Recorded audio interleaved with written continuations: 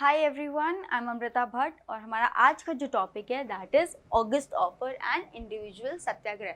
हमने अपने लास्ट के लेक्चर में क्या कवर किया है, that is working of Congress ministries. Congress क्योंकि अब 1935 का जो एक्ट है वो इम्प्लीमेंट हो चुका है, 1937 में इन्होंने काम करना शुरू कर दिया है और ये काम तो कर रहे हैं, बट अब यहाँ पे हमने क्या देखा था अपने लास्ट लेक्चर में कि वर्ल्ड वॉर 2 आ चुका है, जिसकी वजह से अब फिर से इन्होंने रिजाइन करने का सोच लिया। बट रिजिग्नेशन से पहले हम देख लेते हैं ऑगस्ट ऑफर क्या था, क्योंकि अब जो वॉइसरॉय थे, वॉइसरॉय कौन थे? लिंथिंगो। तो लिंथिंगो उस टाइम पे वॉइसरॉय थे। ये सब चीज़ें बहुत छोटी होती हैं, आप याद करते जाइए क्योंकि एमसीक्यू में ऐसी ही चीज़ें पूछ लेते हैं, देन बच्चे कंफ्यूज हो जाते हैं। सो इन्होंने बोला कि अब वॉर तो ब्रोक हो चुका है और लिंथिंगो का जो बेसिक कंडीशंस जो कांग्रेस ने रखी थी वो उसने रिजेक्ट कर दी थी। अब रिजेक्ट कर दी थी तो इन्होंने बोला कि अब कैसे वर्क किया जाए, क्योंकि वॉर ब्रोक हो चुका है और इंडियंस की हेल्प लेना बहुत ज़रूरी है रिसोर्सेज के लिए, लोगों के लिए। सो इन्होंने ऑगस्ट ऑफर निकाला। What was this August offer? This talk about the dominion status. बिल्कुल, हमने ये पहले भी पढ़ा है। कब पढ़ा हमने ये डोमिनियन स्टेटस? 1919 के एक्ट में भी पढ़ा है हमने ये, 1900 में भी हमने थोड़ी बात करी है। 1990 के एक्ट में which was the मॉन्टेगो chilled form reform, हमने डोमिनियन स्टेटस की बात करी थी, देखा था हमने क्या था इनका डोमिनियन स्टेटस। फिर हम बात करते हैं expansion of the viceroy executive council. Viceroy की एग्जीक्यूटिव काउंसिल, ये इंपॉर्टेंट पॉइंट आ जाता है क्योंकि ये सबसे बड़ी काउंसिल थी। इसी काउंसिल की वजह से ही तो सारी चीज़ें होती थी। वॉइसरॉय ही तो इम्प्लिजन दिखाता था अपना। इसमें एक्सटेंशन होना यानी कि लोगों की इंजन जो है उनकी सीट बढ़ना और इनका इसका पार्ट होना, मतलब बड़े डिसीजंस में इंडियंस का पार्ट होना।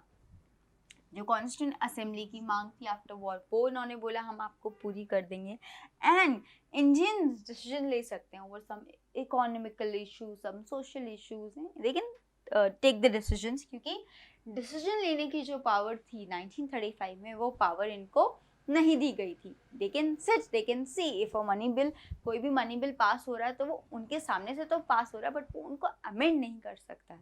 ठीक है, वो जो डिसीजन मेकिंग पावर थी वो नहीं थी। तो यहाँ पे इन्होंने बोला कि आप अब थोड़ा आप हमारे साथ मिलके आप थोड़ा डिसीजन मेकिंग भी कर सकते हैं एंड साथ ही साथ जो माइनॉरिटीज थी उनको भी वरी होने की जरूरत नहीं है, they can be also a part of it.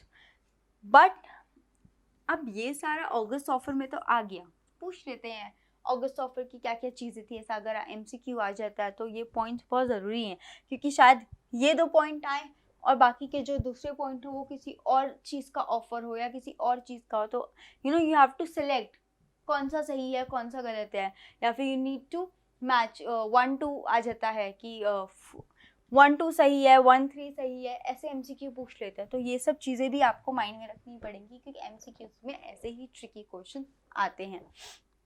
Now but Congress ने इसको रिजेक्ट कर दिया। तो कांग्रेस ने इसको रिजेक्ट क्यों किया इस ऑफर को? यस, डोमिनियन स्टेटस की वजह से, क्योंकि कांग्रेस पहले ही देख चुकी है इनका डोमिनियन स्टेटस कैसा था। ये सिर्फ बातें करते हैं, डोमिनियन स्टेटस देते नहीं है। डोमिनियन स्टेटस नेहरू रिपोर्ट में नेहरू ने डोमिनियन स्टेटस मांगा था, इन्होंने डोमिनियन स्टेटस उस टाइम पे नहीं दिया था। आज जाके ये 10 साल 12 साल बाद हमको डोमिनियन स्टेटस दे रहे हैं। अगर आप मुझे बोल रहे हैं कि मैम हमें इस सब्जेक्ट में, इस टॉपिक में क्वेरी है, आप प्लीज़ 3-4 दिन में वो वीडियो बना के हमको दे दो, और मैम आपको 2 साल में वो वीडियो बना के दे रही है, तो उसका कुछ फ़ायदा नहीं है ना। आप तो ऑब्वियसली कवर कर लेंगे आपको जो चाहिए होगा, देन आपको मेरी वो वीडियो देखने की क्या ज़रूरत है। और वहीं पे भी यही हुआ। नेहरू रिपोर्ट कब की थी? नेहरू रिपोर्ट, और आप कब दे रहे हैं हमको डोमिनियन स्टेटस? 10 से 12 साल बाद। अब हमको ये डोमिनियन स्टेटस नहीं चाहिए।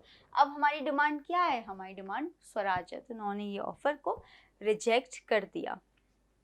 नेहरू का इस पे बोलना है dead as a door nail, यानी कि जो दरवाजे पे जो कील ठुकती है वो एक बार ठुक जाती है, उसके बाद काम नहीं आती ना, वैसे ही इन्होंने इसको एग्जाम्पल दिया। डोमिनियन स्टेटस की मांग जो थी वो पहले थी, अब इसका काम नहीं होगा, अब ये यूजफुल नहीं है। एंड वहीं पे गांधी ने बोला the Congress asked for the bread and it got the stone. हमने आपसे ब्रेड मांगी और आपने हमें पत्थर दे दिया। हम आपसे स्वराज की डिमांड कर रहे हैं, हम आपको क्या दे रहे हैं? डोमिनियन स्टेटस हमको नहीं चाहिए। ऐसे भी क्वेश्चन एमसीक्यू में पूछ लेते हैं, आपको आ जाएगा that is Donnell, who said it, आपको ऐसी चीज़ें ध्यान रखनी पड़ेंगी, ये जवाहरलाल नेहरू ने बोला था, राइट, या who said that the Congress asked for bread and it has got stone, ये किसने बोला था, ऐसे 3-4 कोई भी नेशनल्स के नाम आ जाएंगे, then you have to mark the correct one, right, तो ऐसी चीज़ें पूछ लेते हैं। देन इन्होंने बोला कि ओके डोंट वरी, हमने ऑगस्ट ऑफर तो रिजेक्ट कर दिया, अब क्या करें, एवरीबडी कम टू गांधी, अब क्या करें, क्योंकि वही एक मास मूवमेंट को लेकर चल रहे थे अब तक, वो भले ही नॉन कॉर्पोरेशन मूवमेंट हो या वो भले ही हमारा सिविल डिसओबीडियंस मूवमेंट हो, तो now people again came back to him, अब हम क्या करें, ही सेड डोंट वरी, हम करेंगे इंडिविजुअल सत्याग्रह। अब सत्याग्रह तो हमने पहले भी देखा है, बट गांधी जो हमेशा मास मूवमेंट को लेकर चलते हैं, वो इंडिविजुअल सत्याग्रह की बात क्यों करेंगे।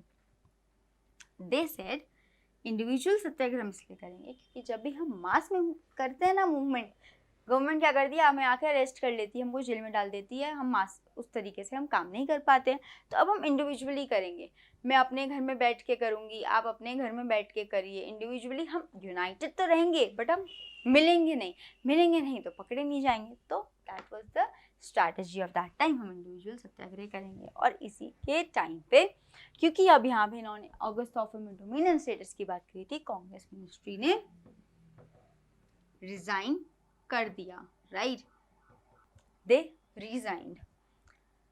कब रिजाइन किया था, दे रिजाइन इन 1939। अब इंडिविजुअल सत्याग्रह आ गया, उन्होंने बोला कि हम हमारी हमेशा खुद की राइट्स ही हमसे छीन लेते हैं, वो हमें पुलिस पे पावर आ जाती है इतनी ज़्यादा कि पुलिस आती है, क्योंकि अब हमने रिज़ाइन कर दिया तो अब तो हम स्टेट का पार्ट रहे नहीं, अब स्टेट बेनिफिट तब पे फिर से नहीं है, ये फिर से अब अपना जो इनकी अथॉरिटी है उस अथॉरिटी को चलाएंगे, ये आएंगे हमारी राइट्स हमसे छीन लेंगे, पुलिस आगे हमको जेल में डाल देगी, तो मास की तरह तो हम वैसे ही काम नहीं कर पाएंगे, that what happened in the past movements. तो इन्होंने बोला अब इंडिविजुअली काम करेंगे, और हमारा जो बेस होगा, हम क्या चाहते हैं, हम चाहेंगे freedom of speech, that was anti war declaration, हमको वॉर का पार्ट, जो आपकी वर्ल्ड वॉर 2 का पार्ट है, हमको नहीं बनना है, हमको हमारी फ्रीडम ऑफ स्पीच चाहिए। सो फ्रीडम ऑफ स्पीच की इन्होंने डिमांड करी, और इनका अब क्या नारा था, दिल्ली चलो दिल्ली।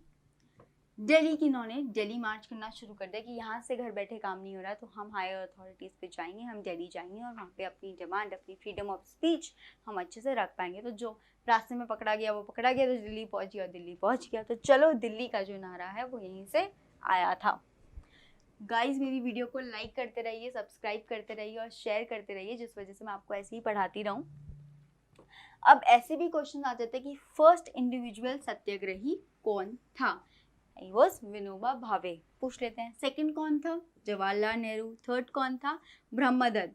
3 काफ़ी हैं याद करने के लिए, आपके एमसीक्यू में से ज़्यादा वैसे नहीं पूछते हैं, सो आप ये 3 याद कर लीजिए, इनको नोट कर लीजिए। आई एम होपिंग कि आप अपनी डायरी साथ रखते हैं और नोट्स बनाते रहते हैं जैसे मैं आपको पढ़ाती रहती हूँ। तो ये 3 हैं, क्रोनोलॉजिकली यही, अगर क्रोनोलॉजिकली आ जाता है कि पहला कौन दूसरा कौन आ जाता है, एक तरीका कि क्रोनोलॉजी ऐसी है, इसको सही तरीके से बिठाइए, तो आप ऐसे ही बिठाइएगा।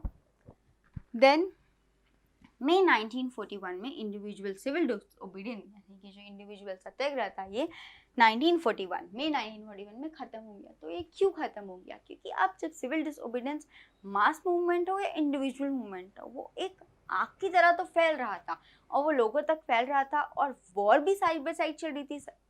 हम साइमल्टेनियसली क्या देखते हैं, वॉर देखते हैं, और यहाँ पे इस टाइम पे गवर्नमेंट को ज़रूरत है, जो ब्रिटिश गवर्नमेंट है उनको ब्रिटिश के लोगों की उनको इंडियन के लोगों की ज़रूरत है, दे नीड इंडियंस। और यहाँ पे इंडियंस अपना ही अगर सिविल डिसोबीडियंस मूवमेंट ऐसे चालू कर देंगी तो हाउ विल दे फाइट, वो कैसे वॉर को जीतेंगे।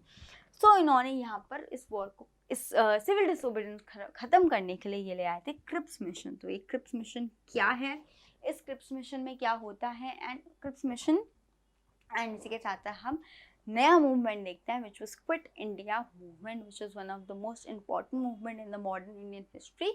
और इसी के साथ साथ अब हम बहुत तेज़ी से इंडिपेंडेंस की ओर बढ़ जाते हैं। सो हम इसको नेक्स्ट लेक्चर में कवर करेंगे। Thank you for watching my video, keep supporting guys.